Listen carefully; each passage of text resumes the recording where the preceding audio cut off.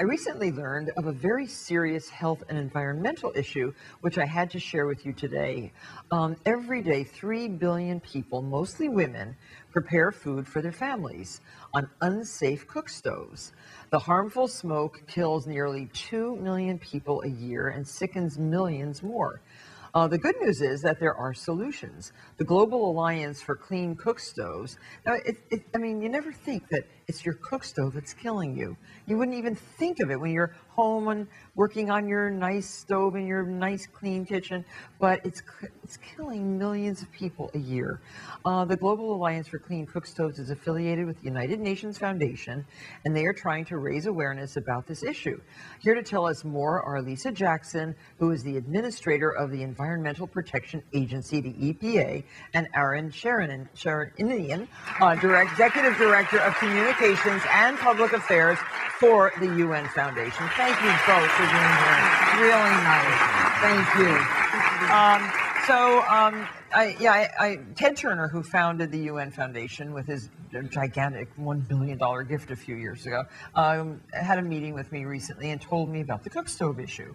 And you tell us, Aaron, because you're working really closely with Ted at the foundation. Tell us about this problem. Ted's vision inspires all of us to take action and help the United Nations solve some of the biggest problems in the world. So we're here to shed light on one of the biggest problems, but least talked about problems in the world.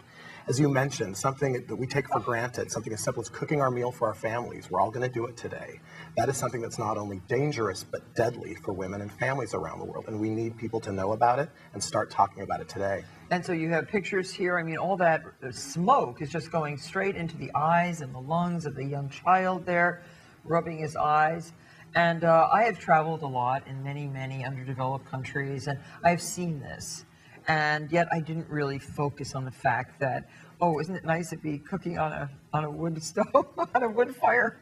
You know, sometimes you just think that I could do that, and instead think she shouldn't be doing that. She could really use something more simple and more healthy, right? There are solutions available. And the danger that you outlined, imagine if we were to bring into this beautiful kitchen an open pit barbecue now. Imagine the soot that accumulates. Imagine what it feels like in your lungs and what it does to your children around you, the amount of pollution, the amount of fumes that we're taking in. Exactly. There are solutions, however, that you mentioned, and now's the time we're at a tipping point where we can make that change. And another thing, women spend a good part of the day in many of these countries looking for wood to burn so they can cook their meals. Here's this lady who spent probably hours of a day, maybe taking her little children with her.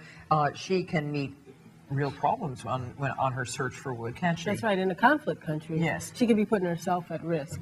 And oftentimes it's young girls who are charged with gathering that fuel. Right. So instead of being in school and learning and opening up opportunities, they are now either putting their lives at risk or at risk of rape or something like that. And there's also a very serious environmental result occurring with this, because they're cutting down trees that shouldn't be cut down, right? There's certainly deforestation. You know, this soot is as if the toxins weren't bad enough. It's also those emissions are contributing to global warming. In many families, it's the only source of energy. So the one thing that they are able to do for their families is not only poisoning them, but also poisoning our atmosphere. Right. Oh, it's a very, very major problem. And so what is the Global Alliance for Clean Cook Stoves doing? The Global Alliance for Clean Cook Stoves is a bold new initiative. It brings together partners that are governments, including the leadership of Secretary of State Hillary Clinton, the government of Peru, Norway, Denmark, Germany, brings together businesses like Morgan Stanley and Shell. It brings together United Nations agencies, people who can really have an impact on helping to raise awareness, train, and develop the research so that these cleaner stoves, cleaner options can be in the hands and the hearts of the people around the world. So you actually brought some stoves to show us what they look like. These simple appliances can really start to clean up the atmosphere, can really preserve the forest, and save many millions of lives. So you want to go through these? Certainly. There are 3 examples here of the hundreds of stoves that are available. And these are simple solutions that we want to make sure are durable, efficient, and affordable for people around the world. Now, these don't need any external power. There are some that do and there are some that don't. The one that we're looking at right now, Martha, this stove has a unique feature, which is a fan, which we can see in the front, and specialized venting on the side, which means the cooking is happening more efficiently. It is heating up more efficiently, which takes down the time necessary. What's the to cook. fuel? This particular model uses an ingenious solution, which is a pellet, which is brought from nut extract and other products. So it's a cleaner fuel that's being used, which produces less fumes, which means less damage to the woman's health and the family's health in the kitchen and the hearth. Okay. And but what about this one? This internal chamber. This stove is an interesting model because what it does is it utilizes a special metal alloy inside of the stove, which means that the combustion or the heating that's happening happens quicker, happens more efficiently. It uses less fuel, which means less time for the woman or the daughter to have to go out and collect some of the fuel. She's using it right now, and as you can see, there is a reduction in the pollution that's coming into her home. That means that as she sits over this stove for hours, she's not having to do it while she's inhaling something that's going to help her. And she's still burning wood. Yeah, but she's using a lot less. Okay. And so the time that she's saving is actually really money and development opportunities for her family. Yeah, you think about it, what can they use? I mean, it's just fuel, and it's this. It's just. Well, in this particular case, a family might be using, for example, corn cobs or wood or sticks or whatever is available. But what happens with this particular model, which is quite simple and quite affordable, is it allows them the opportunity to use less of it. Looks just like a bucket fitted with some cast iron and clay. And it's important to recognize that what we're trying to do, as Secretary Clinton said, we're trying to make sure that these stoves fit seamlessly into traditional home cooking. Right. And so as people around the world cook very different things for their families, we want to make sure that these options are appropriate. These people do not have microwaves, and they do not have little packets of food to put in those microwaves. They're eating healthy food for the most part, but they have to prepare it in a healthy way. And the important thing is that cooking shouldn't kill, and it doesn't have to. Exactly. So what can we do to help? There's an important thing that we need to do right now, and that is to put this issue on the top of the global agenda. We're asking everyone to go to www.cleancookstoves.org, where we're asking people to add their voice.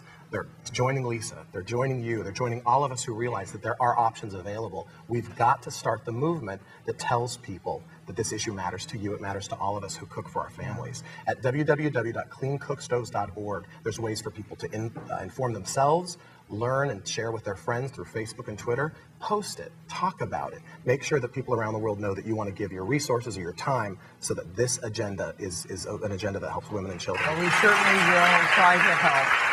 And thank you very much for being here. Thanks for taking your time, Lisa. Lisa has such a busy job, and she is really doing a very incredibly important job worldwide. This is a women's issue, a children's issue, an economic issue. Well, so thank you for both highlighting for it. taking your time. And thank you very much. Happy holidays. We'll be right back.